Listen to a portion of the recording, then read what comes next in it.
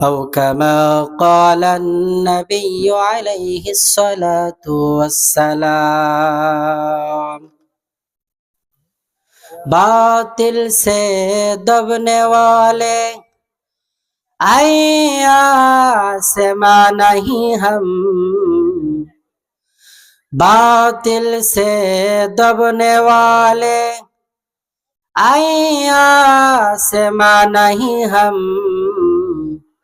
Sober कर चुका है तो इम्तिहा हमारा बलगल उला बिकमालिही कशफत दुजा बि जमालिही हसनत जमीअ खिसालिही सल्लु अलैहि वाले। আলহামদুলিল্লাহ। জয়নগর পূর্বপাড়া জামে মসজিদের উন্নয়ন কল্পে বিরাট ইসালে সওয়াব সভা আল্লাহ পাক আজকের এই মাহফিলকে শেষ পর্যন্ত নিরাপত্তার সহিত কবুল করুন, সকলেই বলে আমিন। আমি কোরআনুল কারীমের আয়াতের মধ্য থেকে একটি আয়াতে কারিমা তেলাওয়াত করেছি। নবীজি সাল্লাল্লাহু আলাইহি ওয়াসাল্লামের অসংখ্য অগণিত অমীয় বাণী হাদিসে মুবারাকার মধ্য থেকে একটি হাদিস পাঠ করেছি। তেলাওয়াতকৃত আয়াত ও হাদিসকে সামনে রেখেই কিছু কথা বলবো ইনশাআল্লাহ। যে আয়াতে কারিমা তেলাওয়াত করেছি, আয়াতের মধ্যে আল্লাহ পাক বলেন,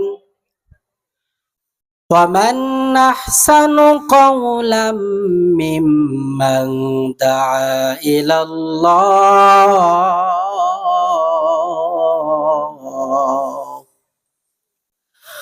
ওই ব্যক্তির চাইতে আর কার কথা সুন্দর হবে যেই ব্যক্তি মানুষকে ডাকে একমাত্র আল্লাহ পাকের দিকে। একমাত্র আল্লাহ পাকের দিকে ডাকে মানে আল্লাহ পাকের ইবাদতের দিকে মানুষকে ডাকে। আল্লাহ রাব্বুল আলামিন দুনিয়াতে মানুষ পাঠাইছেন এক নাম্বার কারণ আইয়ুকুম আহসানু আমালা, কে কত দূর ভালো আমল করে এটা দেখার জন্য। আমার ভাইরা ভালো মতো খেয়াল করতে হবে, আল্লাহ পাক রব্বুল আলামিন মানুষ পাঠাইবেন, সর্বপ্রথম ফেরেশতাদের সঙ্গে মশওয়ারায় বসে গেলেন। আল্লাহ পাক রব্বুল আলামিনকে ফেরেশতারা বলল, মালিক আপনি দুনিয়াতে মানুষ পাঠায়েন না, কারণ ইতিপূর্বে আপনি মানুষ বানানোর 2000 বছর পূর্বে আল্লাহ পাক দুনিয়াতে জিন জাতিকে পাঠিয়েছিলেন। এরা একে অপরে দাঙ্গা হাঙ্গামা মারামারি কাটাকাটি করে ধ্বংস হয়ে গিয়েছে।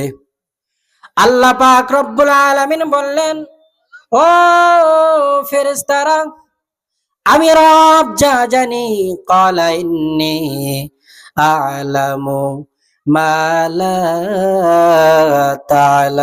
তা'লামুন। আমি রব যা জানি তোমরা তা জানো না।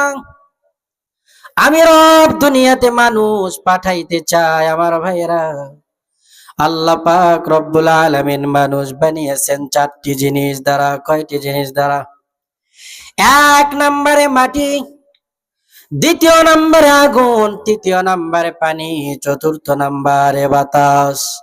আল্লাহ পাক 4টি জিনিস দ্বারা বাবা আদমকে বানালেন।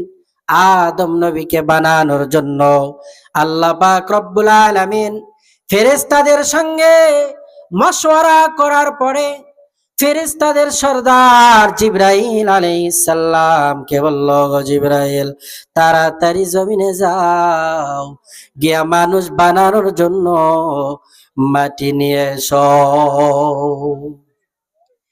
আমার ভাইরা, আরে মুমিন, আল্লাহ পাক রব্বুল আলামিন মানুষ বানানোর জন্য মাটি নেওয়ার জন্য ফেরেশতাদের সরদার জিবরিল আমিনকে জমিনে পাঠাইলেন।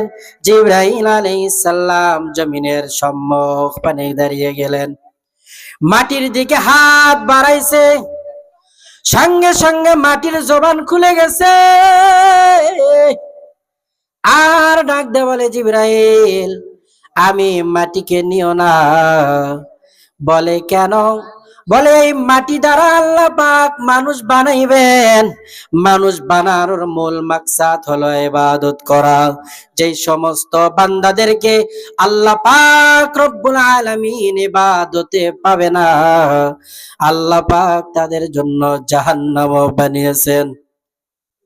ও ফেরেশতা জিবরাইল, ওই মানুষ বানানোর পরে যদি ইবাদত করে তাহলে তো জান্নাতে চলে গেলাম। আর যদি ইবাদত আল্লাহ পাকের দাসত্ব গোলামি না হয়, তাহলে আল্লাহ পাক তো তাদেরকে জাহান্নামের আগুনে জ্বালাবে। আমি জাহান্নামের আগুনে জ্বলতে চাই না। মাটির কান্না দেখে, কাকুতি মিনতি দেখে জিবরাইল আলাইহিস সালাম আবার আল্লাহ পাকের কাছে রিটার্ন চলে গেলেন। আল্লাহ পাক রব্বুল আলামিন এবার মাটি নেওয়ার জন্য মিকাইল আলাইহিস সালামকে পাঠাইলেন। মিকাইল আলাইহিস সালাম দুনিয়াতে আসার পরে মাটির দিকে হাত বাড়াইছে, মাটির জবান খুলে গেছে, বিকট আওয়াজে কান্না।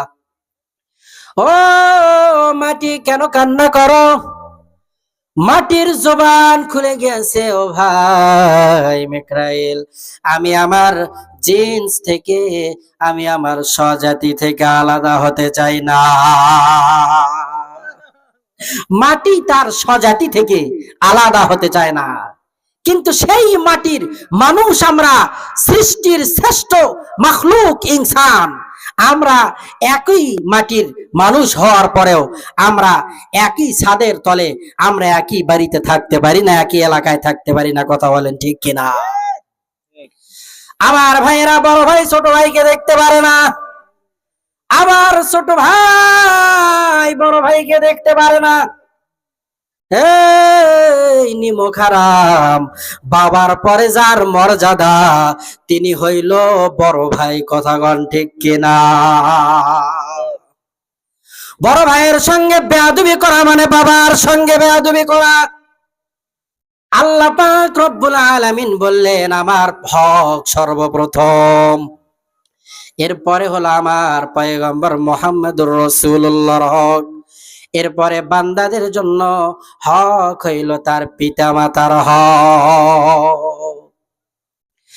আল্লাহ রব্বুল আলামিন মাটির জবান খুলে দিছে। মাটি ডাক দিয়ে বলে আমি আমার স্বজাতি থেকে আলাদা হতে চাই না। মাটির কাকুতি মিনতি দেখে মিকাইল আলাইহিস সালাম আল্লাহ পাকের সামনে দাঁড়িয়ে গেছে। আল্লাহ পাক রব্বুল আলামিন ইসরাফিল আলাইহিস সালামকে জমিনে পাঠাইলেন। কমন্য ইসরাফিল আলাইহিস সালাম বিদায়। এবার আল্লাহ পাক আজরাইল আলাইহিস সালামকে দুনিয়ায় পাঠালেন। আল্লাহ পাকের অর্ডার পেয়ে আমার ভাইরা ভালো মতো খেয়াল করেন, আজরাইল আলাইহিস সালাম মাটির দিকে হাত বাড়ানোর সঙ্গে সঙ্গে মাটি চিৎকার করে কান্না করে। জিবরিল আমিন বলে, মাটি তোমার কান্না শোনার সময় নাই, আমি আমার মাওলা পাকের অর্ডারে মাটি নেওয়ার জন্য আসছি। জিবরিল আমিন এবার মাটির উপরে এত জোরে একটা থাপা মারলেন, এক থাবাতে দুইটা রিওয়ায়াত পাওয়া যায়। কোন কোন মুহাদ্দিসিনে কেরাম বলেন, কোন কোন তাফসীর কারকগণ বলেন, এক থাবাতে আজরাইল আলাইহিস সালাম 40 মণ মাটি নিয়ে আসমানে গেলেন। কাদেরে কোদ রত্তু দারি বর কামাল, আতা রব্বি আতা হাসবি জুল জালাল, তুহি কাদের জলিলুল্লাহ জাহাদান, বাহার হালে তুহি মেরা নিগাহবান। এবার আল্লাহ পাক রব্বুল আলামিন মাটি দ্বারা সুন্দর করে মানুষ বানাবেন। মিন তিন, জিবরিল আমিন যেই কাজের জন্য ফিরে গেলেন, মেকরাইল ফিরে গেলেন, ইসরাফিল ফিরে গেলেন, আজরাইল আলাইহিস সালাম মাটি নিয়ে গেলেন, কিন্তু মাটিটা হলো এঁটেল মাটি, খুব শক্ত আঠালো মাটি। আল্লাহ পাক রব্বুল আলামিন ওই মাটির দিকে 40 বছর নূরের তাজাল্লি ফেললেন। ফেলানোর পরে আল্লাহ পাক রব্বুল আলামিন কত বড় খালেক, মাটি থেকে মানুষ বানানোর জন্য আসমান থেকে 40 বছর ওই এঁটেল মাটির উপরে top top top top top top করে পানির ফোয়ারা জারি করে দিলে। 40 বছর মাটিতে পানি পড়ার পরে মাটি হয়ে গেল খালেস পিওরে, মাটির মধ্যে আর কোনো ভেজাল নাই। অথচ আমরা সেই ভেজাল মুক্ত মাটির সৃষ্টির শ্রেষ্ঠ মাখলুক হওয়ার পরেও আমাদের মধ্যে ভেজালে ভরা, কথা বলেন ঠিক কিনা? সৎ মানুষ এলাকায় খুঁজে পাওয়া যায় না, কথা কন ঠিক কিনা? যতই আমরা স্লোগান দেই যে অমুকের চরিত্র ফুলের মতো পবিত্র, অমুকের চাইতে সব চরিত্রবান মানুষ আর নাই, এরা হলো। ধন্যবাদ। আমার ভাইরা ভালো মতো খেয়াল করতে হবে, আল্লাহ পাক রব্বুল আলামিন মাটিকে পিওর খালেস করার জন্য 40 বছর মাটির উপরে বৃষ্টি দিলেন। এরপরে আল্লাহ পাক রব্বুল আলামিন বাবা আদমের আকৃতি বানানোর পরে, বাবা আদমের কায়া বানানোর পরে, মূর্তি বানানোর পরে আল্লাহ পাক রব্বুল আলামিন সূর্যকে নির্দেশ দিলেন, সূর্য তুমি 1 দিন আর 2 দিন নয়, আদমের ওই জিসিম মোবারকে 40 বছর তাপ দাও। হাল আতা আলাল ইনসানি হিনুম মিনাদ দাহর, এক সময় তো আমাদের অস্তিত্বই ছিল না। হালাতা আলাল ইনসান, এখানে 2টা ব্যাখ্যা। 1 নাম্বার বাবা আদম, দ্বিতীয় ব্যাখ্যা হলো আদম নবী বাদে কিয়ামত পর্যন্ত যত মানুষ আসবে সব মানুষ। 40 বছর আল্লাহ পাক রব্বুল আলামিন মাটিটাকে কাদো বানালেন, আবার 40 বছর ওই মাটির উপরে বৃষ্টি দিলেন। 40 বছর আল্লাহ পাক সূর্যের তাপে মাটিটারে শুকাইলেন। এখন টকা দেওয়ার সঙ্গে সঙ্গে টং টং টং টং করে আওয়াজ হয়। মিস্টার ইবলিস সমস্ত ফেরেশতারা ভয়ে আদম নবীর জিসিম মোবারকের আশেপাশে যায় না, কিন্তু মিস্টার ইবলিস শয়তান আদম নবীর মুখ দিয়ে ঢুকে পুরো শরীরে ঘুরে ফিরে পেছনের রাস্তা দিয়ে বের হয়ে যায়, আর ডাক দিয়ে বলে, ফেরেশতারা রে, আল্লাহ পাক এই মানুষ বানাইছে, এর ভিতরে কিছুই নাই। নাউজুবিল্লাহ বলে। আল্লাহ রাব্বুল আলামিন 120 বছর আদমের কোনো অস্তিত্বই ছিল না। আবার আল্লাহ পাক দুনিয়াতে আমাদেরকে পাঠায় 3 ক্যাটাগরিতে। 1 ক্যাটাগরিতে মাও নাই, বাবাও নাই, পয়গম্বর আদম। আবার আরেক ক্যাটাগরিতে আল্লাহ পাক মানুষ পাঠাইয়াছেন, বাবা নাই, শুধু মা আছে, পয়গম্বর ঈসা নবীর মা। আবার আরেক ক্যাটাগরি আমাদের জন্য, মা আছে, বাবা আছে। আল্লাহ পাক 3 ক্যাটাগরিতে মানুষ বানাইলেন। আল্লাহ পাক মানুষ বানানোর জন্য বাবার পৃষ্ঠদেশ থেকে, আবার মায়ের পক্ষ থেকে আল্লাহ পাক মিলনের মাধ্যমে আমাকে আপনাকে সৃষ্টি করলেন। 120 বছর পয়গম্বর আদমের কোনো অস্তিত্বই নাই, আমাদেরও 120 দিন কোনো অস্তিত্বই থাকে না। মায়ের গর্ভে যখন মনি যায় 40 দিন সেটা মনি আকারেই থাকে, বীর্য আকারেই থাকে। আবার পরের 40 দিন এই বীর্যটাকে আল্লাহ পাক রব্বুল আলামিন রক্ত রূপান্তরিত করেন। আবার পরের 40 দিন আল্লাহ পাক গোশতে রূপান্তরিত করেন। 120 দিন পরে, 120 বছর পরে পয়গম্বর আদমের জিসিমের মধ্যে আল্লাহ পাক রূহ দান করেন। ওরই সাথে মিল রেখে আল্লাহ পাক রব্বুল আলামিন 120 দিন পরে মায়ের গর্ভে আল্লাহ পাক মানুষের রূহ দান করেন।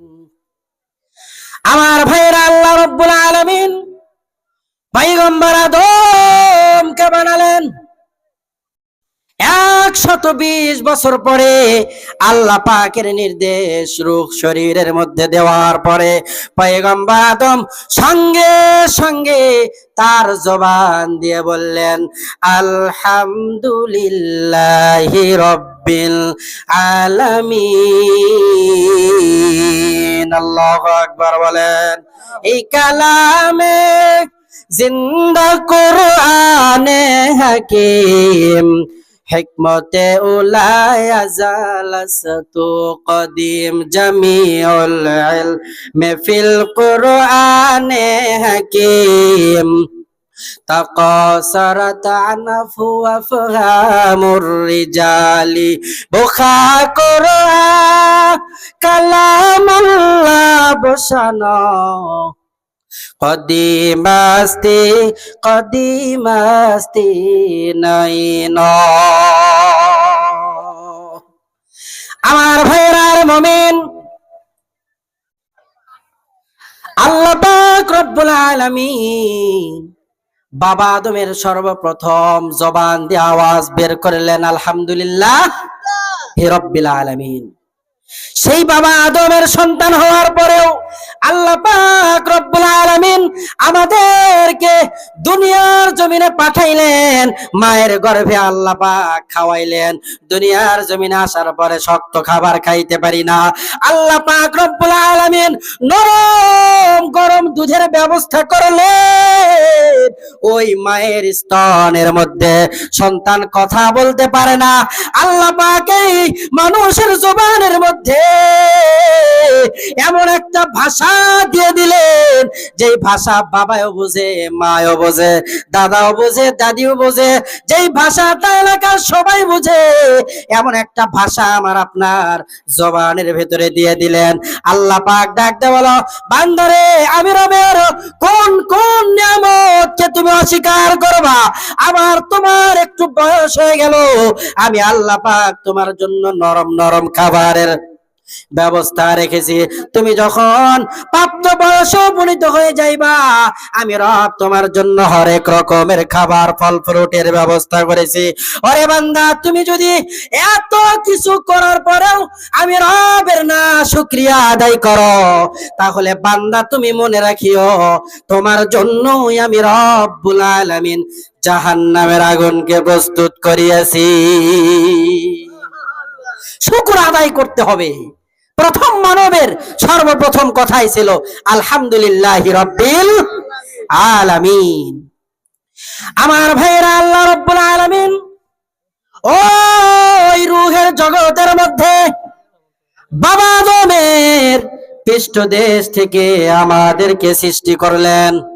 আল্লাহ পাক আদম নবীর পিঠের উপরে সুন্দর করে হাতটারে বুলিয়ে দিলেন, সঙ্গে সঙ্গে লক্ষ কোটি রূহগুলো ওই কনফারেন্সের মধ্যে পড়ে গেল। আল্লাহ পাক রব্বুল আলামিন সমস্ত রূহগুলোকে বের করলেন। বের করার পরে দুইটা জায়গায় স্তরে স্তরে স্তরে ভাগ করে দিলেন। এক জায়গায় রাখলেন পুরুষদেরকে, আর এক জায়গায় রাখলেন মহিলাদেরকে।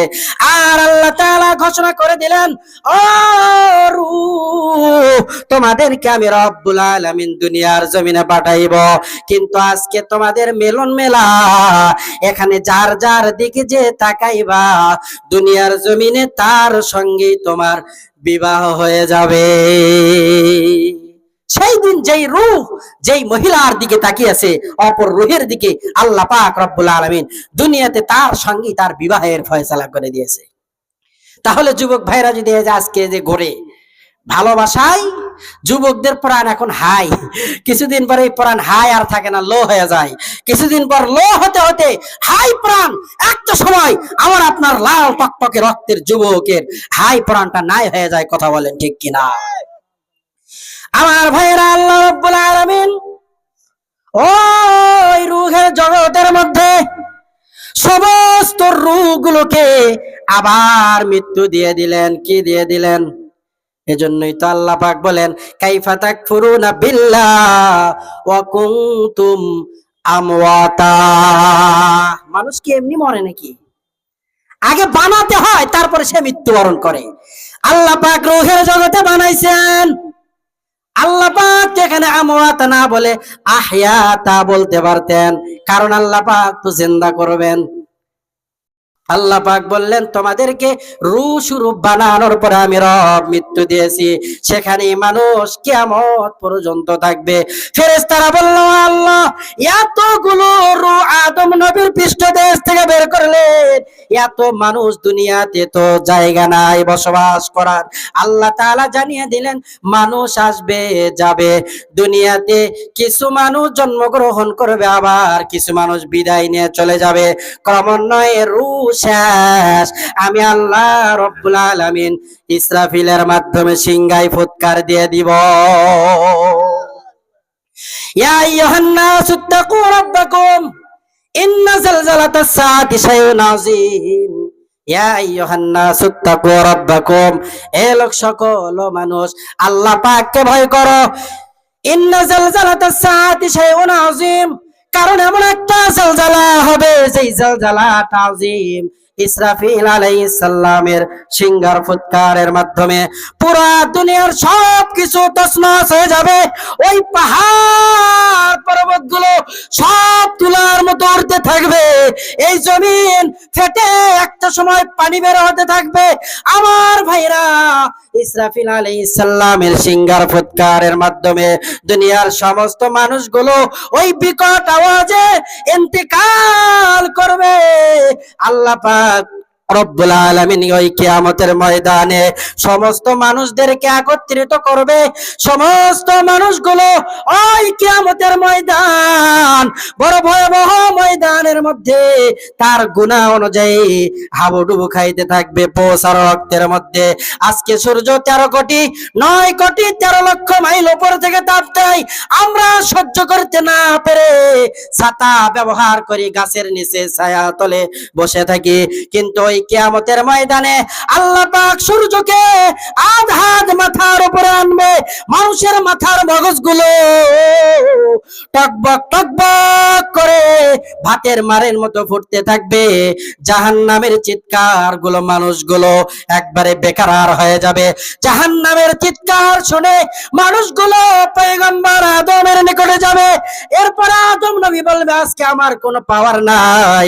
পয়গম্বর নূহ নবীর নিকটে মানুষগুলো দৌড়াইতে থাকবে। নূহ নবী ডাকতে বলবে আজকে আমার কোনো পাওয়ার নাই। এরপরে পয়গম্বর ইব্রাহিমের নিকটে সমস্ত উম্মত গুলো দৌড়াইতে থাকবে।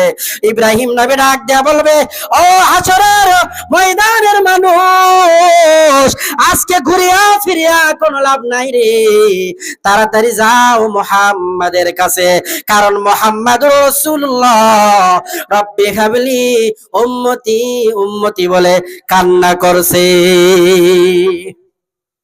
সমস্ত উম্মত গুলো পয়গম্বরের নিকটে যাবে। আল্লাহর পয়গম্বর জাহান্নামকে ফিরানোর জন্য জাহান্নামের সম্মুখ পানে দাঁড়িয়ে যাবে। আল্লাহর হাবিবের হাতের মধ্যে আল্লাহ পাক জিবরিল আমিনের মাধ্যমে এক পেয়ালা পানি দিবেন। ওই পানিটা জাহান্নামের দিকে নিক্ষেপ করার সঙ্গে সঙ্গে জাহান্নাম পেছনের দিকে চিল্লাবে আর দৌড়াইতে থাকবে। আল্লাহ পাকের হাবিবকে জিজ্ঞাসা করা হবে কিসের পানি। আল্লাহর হাবিব জিবরিল আমিনের কথার অপেক্ষায় জিবরিল আমিন ডাকতে বলল ও পয়গম্বর, যারা দুনিয়ার মধ্যে জাহান্নামের ভয়ে কান্না করেছে ওই পানিগুলোকে আল্লাহ পাক রব্বুল আলামিন একত্রিত করে রেখেছে।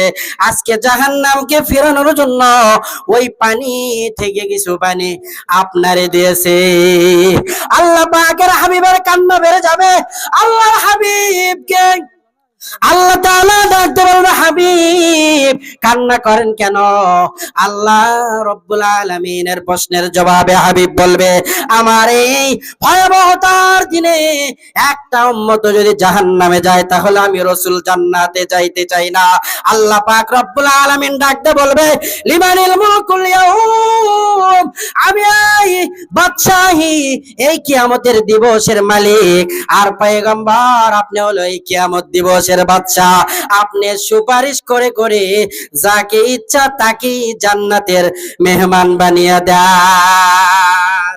पहाड़े पर जाएगी जमी पर जलजला होगा मोहम्मद तख्त पर होगा अदालत पर খোদা হোগা আল্লাহ পাক রব্বুল আলামিন আদালতে বসে যাবেন আল্লাহ পাকের হাবিব তখতের উপরে বসে যাবেন ওই উম্মতদেরকে সুপারিশ করে করে জান্নাতে দাখিল করায় দিবেন এজন্য আসুন আল্লাহ পাকের হাবিবের ভালোবাসা নিয়ে নিয়ে আমাদেরকে আগামী জীবন চলতে হবে আল্লাহ পাকের হাবিবকে নিয়ে কেউ যদি বাজে মন্তব্য করে আল্লাহ পাককে নিয়ে কেউ যদি বাজে মন্তব্য করে তাহলে আমাদের দেহে এক বিন্দু রক্ত থাকতে কোন মুসলমান এটা বরদাস্ত করতে পারে না কথা বলেন ঠিক কিনা আল্লাহ পাক রব্বুল আলামিন আমাদেরকে রাসূলের ভালোবাসা অন্তরে নিয়ে নিয়ে চলার মতো তৌফিক দান করেন আমা তৌফিক ইল্লা বিল্লাহ